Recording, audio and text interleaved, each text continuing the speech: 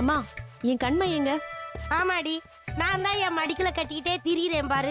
பாச கட்டவளே, அங்க ரேடியோ பெட்டிக்கு அடியில இல்ல டிவி பெட்டிக்கு மேல எங்கேயாவது வச்சிருப்ப. ஒழுங்கா கண்ணை வச்சு தேடி பாரு.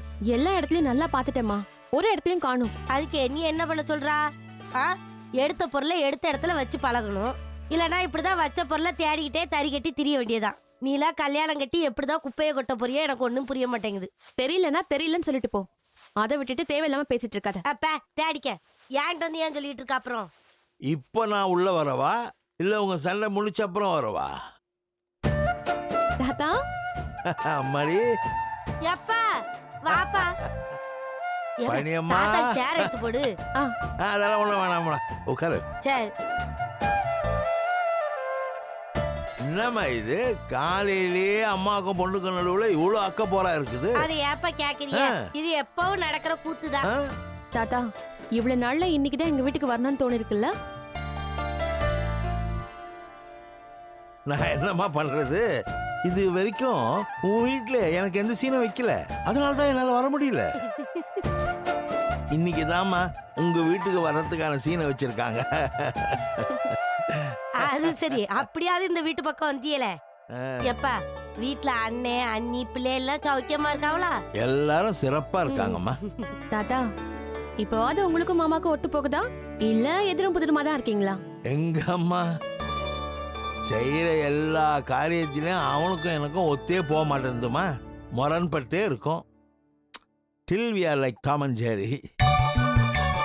எப்பா ரொம்ப நாள் கழிச்சு உங்க மொவா வீட்டுக்கு வந்திருக்கே. இன்னைக்கு உங்க மொவா கையால சாப்பிட்டுட்டு தான் போகணும்னு சொல்லிவிட்டேன். அதுக்கு என்னம்மா, சாப்பிட்டா போச்சே. எவ்வள நீ தாத்தா கிட்ட பேசிக்கிட்டு நான் உள்ள போய் ஒலைய வச்சுட்டு வந்துடுறேன். எப்பா மொவா சமையல் சுமாரதான் இருக்குன்னு சொல்லிட்டு தப்பிச்சு ஓடலான்னு பாத்தியா? கொன்னு சொல்லிவிட்டேன். அம்மாடி, எதுக்கும் நீ ஒரு ஆளாக்கு சேர்த்த போடு. நல்ல பசிமா, உட்காரு உட்காரு. அப்புறம் முத்தாளுக்கு உன் தங்கச்சி எப்படி இருக்காமா? திருவிழாக்குள்ள ஊர் பக்கம் காணுமே. ஹாஸ்டல்ல வீட்டுக்கு விட மாட்டேன்னு ஸ்ட்ரிக்ட்டா சொல்லிட்டாங்களாம்.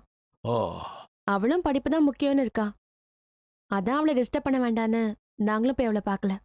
சரி விடு, திருவிழா தானே, அடுத்த வருஷம் கூட பார்த்துக்கலாம். First let her concentrate on her studies. நான் விஷ் பண்ணேன்னு அவங்கள்ட்ட சொல்லிடுறேன். கண்டிப்பா தாத்தா. இந்த காலத்து பொண்ணுங்களாம் நல்லா தெளிவா இருக்கிறீங்கம்மா. You are well focused. அன்னைக்கு ராஜிக்கிட்டையும் அவ ஃபியூச்சரை பத்தி பேசினேன். அவளும் தங்கச்சி மாதிரி ரொம்ப தெளிவா இருக்கிறா. நல்லா படிக்கணும், பெரிய பெரிய உத்தியோகத்துக்கெல்லாம் போகணும், ரொம்ப வைராக்கியமா இருக்கிறாமா. நீ சொல்லுமா, உன்னுடைய ஆம்பிஷன் என்ன? எனக்கு இந்த மாதிரி எல்லாம் படிச்சு பெரிய பெரிய வேலைக்கெல்லாம் போகணும்னு ஆசை எல்லாம் கிடையாது தாத்தா. அப்போ படிப்பு முடிச்சதும் கல்யாணம் தானா?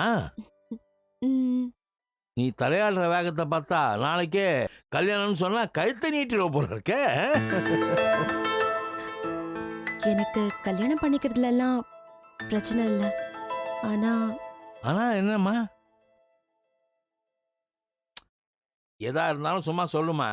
எனக்கு கல்யாணம்னு ஒண்ணு நடந்தா அது சரவண மாமா கூட தான்.